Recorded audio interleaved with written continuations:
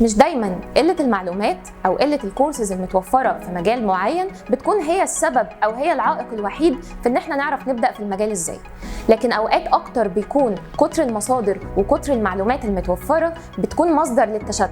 وعشان كده في كارير كيبرز قررنا إن احنا نبدأ معاك كاريرك في الديجيتال ماركتينج من أول الخط، وده هيكون من خلال السوشيال ميديا دبلومة، واللي هتدرس فيها 3 تراكس رئيسيين هيفرقوا معاك في كاريرك في مجال الديجيتال ماركتينج ايا كان هتتخصص في انهي حته. اول تراك معانا هيكون السوشيال ميديا استراتيجي، علشان نجاح اي براند على السوشيال ميديا بيبدا من ان انت تكون حاطط استراتيجي قويه. تاني تراك معانا هو الكونتنت او الكونتنت ماركتينج، وزي ما بنقول كونتنت از ذا كينج، وفي الفتره الاخيره استراتيجيات المحتوى الكتير هي اللي بتفرق وهي اللي بتميز براند عن براند تاني. تالت تراك واهم تراك معانا هو الكوميونتي مانجمنت والميديا باينج فيما يخص الميتا بيزنس.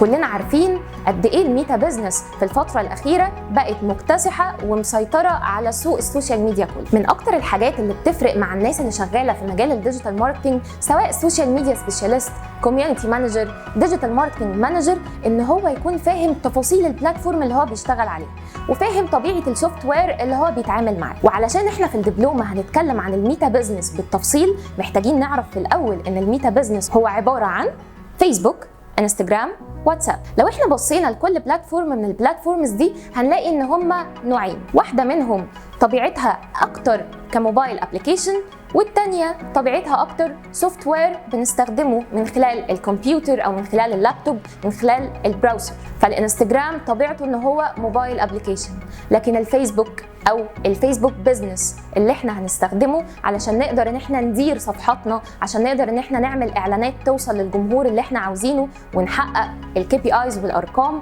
فساعتها بنقول ان الفيسبوك لازم تستخدمه من خلال اللابتوب. الواتساب طبعا موبايل ابلكيشن، بس احنا لو بصينا على الفيسبوك، الواتساب، الانستجرام هنلاقي ان الثلاثه ريليتد ببعض وكلهم بنتحكم فيهم من داشبورد واحده هي داشبورد الفيسبوك او الميتا بيزنس. من الحاجات المهمه جدا اللي الناس كتير بتتلخبط فيها وبنبقى محتاجين نفهمها كويس قوي من اول ما نبدا في المجال، وبنبقى محتاجين اكتر نتعلمها قبل ما نبدا نتعلم ميديا باينج وادز وازاي نعمل سبونسرد ادز، هو الفرق ما بين البيزنس مانجر والادز مانجر والميتا بيزنس والفيسبوك العادي. يعني ايه اصلا بيزنس مانجر؟ ازاي نقدر ان احنا نكرييت البيزنس مانجر ده؟ طب يفرق معايا في ايه؟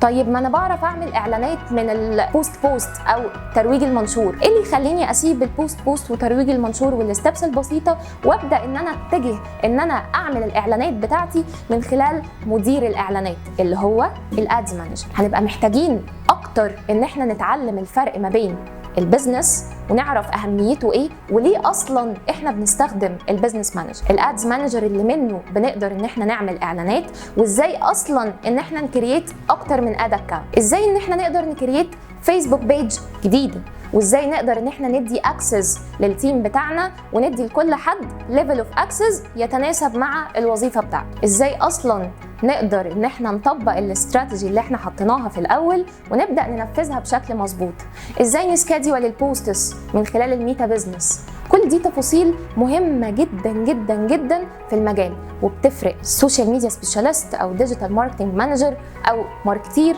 عن ماركتير تاني. أنا شروق يحيى، عندي خبرة أكتر من 5 سنين في مجال الديجيتال ماركتينج، بشتغل في الوقت الحالي جي ام اسيستنت في شركة دوت كولرز، شركة بزنس وماركتينج مسؤولة عن أكتر من أكاونت في اندستريز مختلفة زي كوتونيل مصر ومرسيدس. بشتغل في اندستريز مختلفة سواء بي تو سي أو بي تو بي، كنت مسؤولة عن أكتر من 50 عميل في خلال ال5 سنين اللي فاتوا. بشتغل كمان كمدرس مساعد في الأهرام الكندية في مجال الديجيتال ماركتينج، وبدرس في أكتر من جامعة مصرية وأكتر من شركة بقالي أكتر من 2 سنين.